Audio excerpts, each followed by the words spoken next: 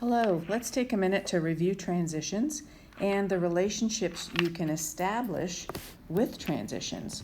So on this chart, you can see that we've got relationships in this first column here, and then examples of transition words, conjunctions across the top. So there are three columns, and then there are some examples here. So if you want to add on, let's say, you want to show addition, you would choose these sorts of words to express that relationship. Moreover, furthermore, finally. And these aren't the only transition words you might use, but these are just a few examples. For cause and effect, therefore, consequently, thus, as a result of, you might choose those words or these conjunctions. If you want to coordinate the idea, and that means to put them on a level playing field, you might use so or for. If you want to subordinate the idea, so make it less than the first idea, you might use since, because, or an if-then relationship. Comparison words, likewise, similarly. And then to coordinate comparisons, you might use just as, so, or these words here. To show a contrast, and I've seen several of you showing contrast using the word however. You might also choose to use nevertheless or in spite of. On the other hand, I've seen examples of that in your writing. Coordinating conjunctions are noted here, and then several subordinate conjunctions are in this final column. Although, though, even though, many of you have used subordinate conjunctions when giving a hat tip to your counterclaim. So I'm definitely seeing that in your writing. If you want to make a concession, to the other side, or to acknowledge something, you might use of course, to be sure, granted, or no doubt. You might even use these subordinate conjunctions, given that or granted that. So those are a few logical relationships you can set up with transitions. Let's take a look at our second slide for more specific definitions. So transition words, come between two complete sentences. They're preceded by a period. And I want you to pay particular attention here if you're using a semicolon. When you're using a semicolon with two complete sentences and you're connecting it with however, be sure you don't capitalize however in your second sentence there. For coordinating conjunctions, think about the mnemonic. Let me switch tools here. Fanboys. So for, and, nor, but, or, yet, and so.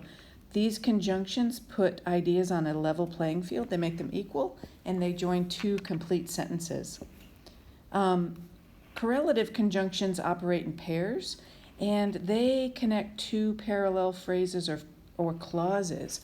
So when you're stacking phrases or clauses in parallel structure, that's a transition strategy you can use, and correlative conjunctions connect those.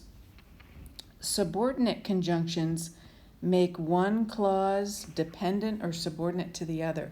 So it makes that idea less than the one that preceded it, or the one that comes after it, just like you've done here in many of your pieces. Although I respected his intelligence and qualifications, I did not hire him. So this is the although phrase. That's the subordinate. That's the subordinate clause right there.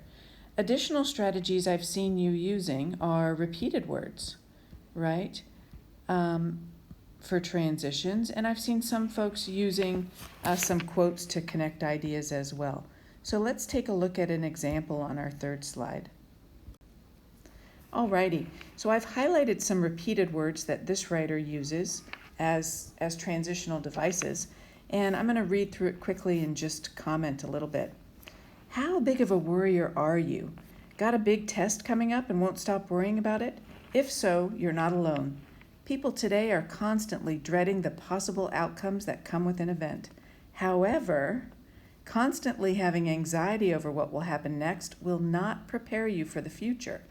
In fact, research has shown that the ability for one to experience positive emotions will improve their ability to cope with distress. While many people believe preparing for the worst-case scenario will alleviate stress, Constantly thinking about what will happen in the future will not benefit someone physically or emotionally, but rather compromise the joy they feel. So I'm going to pause right there. So you see this subordinate clause at the beginning, right?